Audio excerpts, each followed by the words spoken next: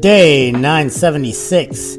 So today we are going to go through my top 4, aka Mount Rushmore of supplements. Starting off with G-Dubs as whey, number 3 Thomas Jeff as caffeine, Honest Abe as magnesium, and Teddy Roosevelt as creatine. So why are these my top 4 supplements? Let's go down the list. I got whey protein as my George Washington because that's foundational, and that's generally the jump-off supplement that most people start on their sports, lifting, strength training, athletic journey. Whey is part of my Mount Rushmore because while it's not necessary as an independent source of protein, it's extremely bioavailable, it's very cost-effective, has a complete amino acid profile to include essential amino acids like leucine. And in terms of actionability, it's a very convenient, readily available, quick to prepare protein source.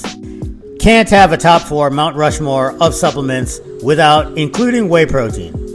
All right, next, Thomas Jeff, the caffeine. The most widely studied, generally recognized as safe, ergogenic aid, stimulant, pre-workout, however you want to utilize it. Caffeine it's a standby. It's old faithful. There's some form of caffeine in almost every culture from a variety of different sources. You can drink it, you can get it in powder, you can get it in capsules. It's very easy to meter out. Most people grow up with some familiarity with its effects on them, so you don't need to be particularly experienced in this whole exercise, nutrition, supplementation thing to start taking caffeine. Another good point with whey as well. It can, when taken in excess, negatively affect your sleep patterns. But again, most people are more familiar with caffeine than probably any other supplement on this list or not, whether they train or not, whether it's coffee, tea, diet soda, what have you. So again, caffeine makes this list because it's a proven ergogenic aid. It's cheap, it's readily available, it's safe. Most people are familiar with how it affects them. And so really it just checks a lot of boxes. Now, Teddy Roosevelt is next, but we're going to come back to him. We're going to save the best for last and move on to Honest Abe, magnesium. Why is Honest Abe magnesium? Honest Abe is magnesium because, like magnesium, Honest Abe provided for us certain things that we were deficient of, such as emancipation. No, but on a serious note, magnesium is responsible for something like 300 plus various metabolic processes. The extent to which magnesium is going to be a game changer is really dependent on how deficient you are of it. However, that being said, most of us in Western society are somewhat to extremely deficient in magnesium. Magnesium does a couple things that are extremely useful for those of us in this exercise, sports, fitness, strength training, etc., lifestyle, to include but not limited to bone mineral density, relaxation, and sleep quality, as well as blood glucose management.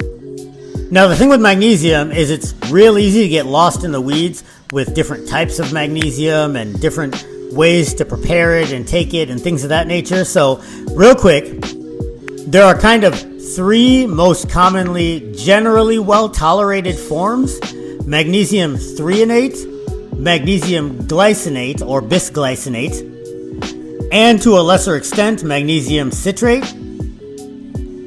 If you are to add magnesium to your supplementation regime, I recommend starting with magnesium threonate or glycinate. They are generally the most well-tolerated forms. Citrate generally doesn't bother most people, but some people it can give them some GI distress. And some of the other forms like magnesium carbonate, magnesium oxide, it's still magnesium, but because of its pairing, your threshold for GI tolerance is likely to be a lot less than with those other 3 forms that I mentioned. So when you're looking for magnesium online at your supplement shop, wherever it is that you get it, make sure that you read the label and the dosing so that you're not taking too much of a kind that's going to have you on the toilet for the next couple hours. Disclaimer, I am not a physician, and this is not medical advice, nor is this advice to treat any particular ailment. However, if you choose to utilize magnesium as a supplement, I recommend starting with 1 to 200 milligram doses, whether in powder or capsule form, so that you can carefully meter it out. And if you do get GI distress, you know what your threshold limit is. 800 milligrams, 1,000 milligrams, 1,200 milligrams, whatever the case may be. Me personally, I take 600 throughout the day, so 200 with each of my 3 meals. Well, shake plus 2 meals. And then another 600 to a gram before bed for relaxation. All right, so that brings us to creatine, Teddy Roosevelt. Creatine is Teddy Roosevelt because creatine is your what does this thing not do supplement. It helps make you stronger. It helps make you faster. It also is great for cognition. It also attenuates a decline in skill performance when sleep deprived.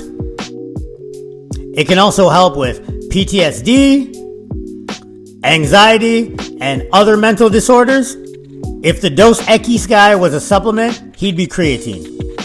With creatine, the ergogenic benefits to muscle begin at about 5 grams a day, whereas the cognitive, neuroprotective, mental health benefits begin at roughly 15 or more grams per day.